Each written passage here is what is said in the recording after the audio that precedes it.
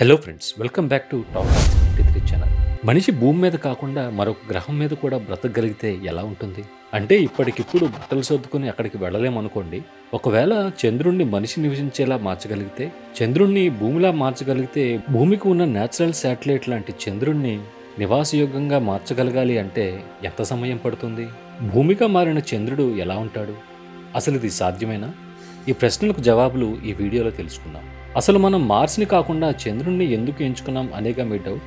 Mars surface కింద భాగంలో ఉన్న వాటర్ ఐస్ రెడ్ ప్లానెట్ మనకి మొదటి ఆప్షన్ అవ్వాలి.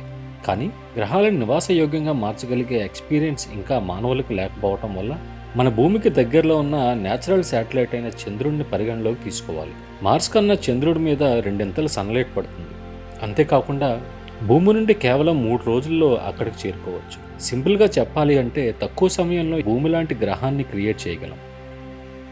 మరి నివాసయోగ్యమైన ప్లానెట్ ఎలా క్రియేట్ చేయాలి? స్పష్టంగా చెప్పాలి అంటే చంద్రుడి మీద శాశ్వతంగా ఉండే స్థావరాలు నిర్మించడం గురించి మాట్లాడటం లేదు. ఇక్కడ మనం మాట్లాడేది చంద్రుడిని ఒక చిన్న సైజ్ భూమిలా మార్చడం గురించి మాట్లాడుతున్నాం. ముందుగా చంద్రుడి మీద ఒక అట్మాస్ఫియర్ని బిల్డ్ చేయాలి. దానికోసం ఓ 100 నీటితో నిండి ఉన్న ఐస్ కామెట్స్ బాంబులు వేసినట్టు చంద్రుడిపై వేయాలి. ఈ ఐస్ట్రాయిడ్స్ మన భూమి అంతటా ఎగురుతూ ఉండటం మనం గమనించగలం. అవి చంద్రుని సర్ఫేస్ మీద పడగానే చంద్రుని మైదానాలను నీటితో నింపుతాయి. నీటి ఆవిరితో పాటు కార్బన్ డయాక్సైడ్ను, కొంచెం అమోనియా మరియు మెథైన్ను వెదజల్లాలి. ఈ గ్యాస్లన్నీ సర్ఫేస్ మీద గ్యాదర్ అయ్యి ఒక అట్మాస్ఫియర్ని క్రియేట్ చేస్తాయి. అలా కొత్తగా ఏర్పడిన సముద్రాలు మరింత సన్లైట్ని రిఫ్లెక్ట్ చేస్తాయి. దానితో ఇప్పటి చంద్రుడి కన్నా 5 ఇంతలు బ్రైట్గా ఉంటుంది. ఈ ఐస్ట్రాయిడ్స్ చంద్రుడికి ఒక వేగాన్ని ఇస్తాయి. అవి చంద్రుడిని భూమికి దగ్గరగా తిరిగేలా చేస్తాయి. మనం చంద్రుడిపైకి ఎన్ని ఎక్కువ కామెట్స్ వేస్తే అంత ఎక్కువ వేగంగా రొటేట్ అవుతుంది. చంద్రుడి మీద ఒకరోజు 28 ఎర్త్ డేస్ నుండి 60 గంటలకు పడిపోతుంది. చంద్రుడు తన కక్షలో ఇంతకు ముందు కన్నా ఎక్కువ వేగంగా తిరగటం వల్ల అది భూమికి ఇంతకు ముందులా లాక్ అయి ఉండదు. కనుక భూమి మీద ఉండేవారికి చంద్రుడి డార్క్ సైడ్ కూడా చూసే అవకాశం ఉంది. అంటే చంద్రుడు చీకటిగా ఉండడు, కానీ మనం కొత్తగా తయారు చేసిన చంద్రుడిని సోలార్ విండ్స్ని ఎలా కాపాడగలం? ఇక్కడ 2 ఆప్షన్స్ ఉన్నాయి. మొదటిది, చంద్రుడు తన చుట్టూ తాను తిరగటం వల్ల డైనమో ఎఫెక్ట్ జనరేట్ అవుతుంది. డైనమో చంద్రుడి మీద ఒకప్పుడు ఉన్న మ్యాగ్నెటిక్ ఫీల్డ్ మేలుకొల్పగలదు.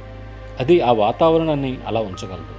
అది పనిచేయకపోతే చంద్రుడి చుట్టూ ఆర్బిట్లో ఒక పెద్ద షీల్డ్ని పెట్టవలసి వస్తుంది. ఆ షీల్డ్ ఒక ఆర్టిఫిషియల్ బోషాక్లా పనిచేసి తప్పిపోయిన మ్యాగ్నెటిక్ ఫీల్డ్ని భర్తీ చేస్తుంది. ఇది అయిపోయిన తర్వాత చంద్రుడిపై బ్రతకగలిగే జెనెటికల్లీ ఇంజనీర్డ్ మొక్కలను పెంచడానికి తీసుకువెళ్ళాలి. అంతేకాకుండా అక్కడ గాలిలో ఆక్సిజన్ రావడానికి అల్గేని వేయాల్సి ఉంటుంది. ఇది అక్కడ జీవం మొదలవటానికి ఒక ప్రారంభం.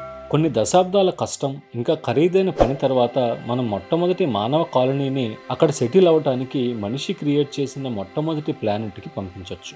మనిషి క్రియేట్ చేసిన భూమి లాంటి చంద్రుడు గ్రీన్ హౌస్ ఎఫెక్ట్ వల్ల చాలా వేడిగా ఉండే అవకాశం ఉంది. మబ్బులు కూడా ఎక్కువగానే ఉంటాయి. ఇక అలలు 20 మీటర్ల ఎత్తు వరకు రావచ్చు. అక్కడ గ్రావిటీ 1/6 ఆఫ్ ఎర్త్ గ్రావిటీ ఉండటం వల్ల చంద్రుడిపై నేల నుండి 3 మీటర్ల ఎత్తు వరకు ఎగరగలరు.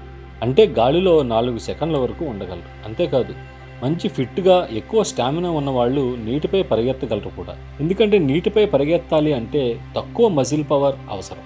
ఇలాంటి అన్ని ఎక్స్పీరియన్స్ చేయడానికి ఆ చంద్రుడి మీదకు మీరు వెళ్తారా? ఈ వీడియో మీకు నచ్చినట్టయితే లైక్ చేసి ఛానల్ని సబ్స్క్రైబ్ అవ్వండి. Thanks for watching.